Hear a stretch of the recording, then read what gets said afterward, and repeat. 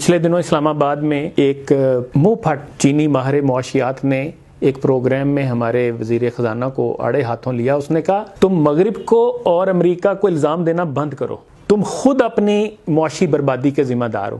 Japan تمہارا سارا زر مبادلہ ٹویوٹا, ہونڈا, سوزوکی گاڑیوں کی فروخت کے ذریعے لے اڑتا ہے اور تم ان سے پرزے لیتے ہو, یہاں تم ان کو اسمبل کرتے ہو, تم ان گاڑیوں کو باہر بیچ بھی نہیں سکتے, پھر تم زر مبادلہ کے لیے ساری دنیا میں بھیک مانگتے پھرتے ہو. ان گاڑیوں کے لیے پیٹرول چاہیے ہوتا ہے, پھر اس کے لیے بھی بھیک مانگتے ہو. تم اپنی گاڑیاں بناؤ, اپنے پلانٹ لگاؤ. تمہاری بیوروکریسی اور تمہاری شرافیہ کی وجہ سے جاپان جو ہے وہ یہ میٹھا زہر تمہیں دے رہا ہے. تم اپنے پلانٹ لگاؤ, اپنی گاڑیاں بناؤ. پھر اس نے کہا کہ تم زراعت کو ترقی دو, تم صنعت کو ترقی دو, تم ایکسپورٹ کو بڑھاؤ. ویئر دیر از ول دیر از وے. نیت صاف منزل آسان. کام کرنا ہو تو 100 راستے ہیں نا, لیکن لگتا یہ ہے کہ ہماری نیتیں صاف نہیں ہیں, کام ہم کرنا ہی نہیں چاہتے. غور طلب بات یہ ہے کہ وہ قوم جو ایٹم بم بنا سکتی ہو, جو میزائل ٹیکنالوجی بنا سکتی ہو, جو ٹینک بنا سکتی ہو, جو جنگی جہاز بنا سکتی ہو, وہ موبائل فون نہیں بنا سکتی, وہ گاڑیاں نہیں بنا سکتی, وہ لیپ ٹاپ نہیں بنا سکتی. اس نے کہا چین کو ماڈل مت بناؤ, چین کو کاپی مت کرو, تم چین کبھی نہیں بن سکتے کیونکہ اس کے لیے بڑی قربانی اور سخت ڈسپلن کی ضرورت ہے. پھر اس نے کہا تم مراکش کو اپنا ماڈل بناؤ, وہ دنیا میں تیزی سے ترقی کر رہا ہے, اپنی صنعت کو ترقی دے کر, اپنی زراعت کو ماڈرن کر کے, اور آج اس کی گاڑیاں جو ہیں وہ ساری دنیا میں خریدی جا رہی. میں کہتا ہوں جو کھری سنا دی اس نے. کوئی غیرت ہو نا, تو میں تو یہ فیل کر رہا تھا کہ یہ ایسے ہی ہے جیسے چوک میں کھڑا کر کے جوتے مار دینا کسی کو. اگر ہم میں غیرت ہو تو, غیرت ہے بڑی چیز جہانے تگ و دو میں پہناتی ہے یہ درویش کو تاج سر دارا. لیکن وہ غیرت ہم لائیں کہاں سے؟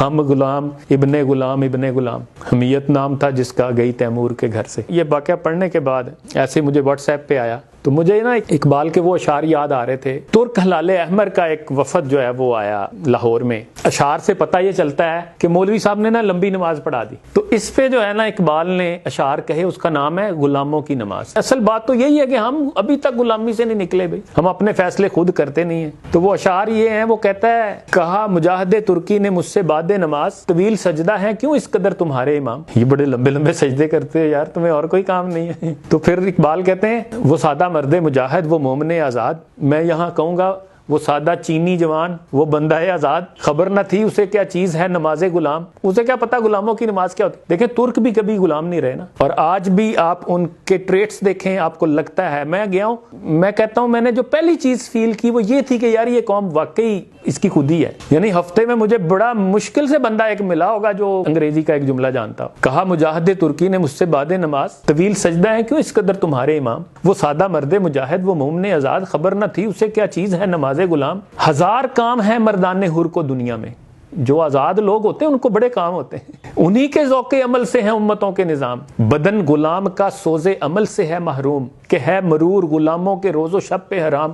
غلاموں کو تو پتہ ہی نہیں ہوتا ان کی کیا پلاننگ ہوگی بھئی, وہ تو آقا نے جو کہا ہے وہ کریں گے بس, دیٹس آل. یہی ہماری زندگی ہے.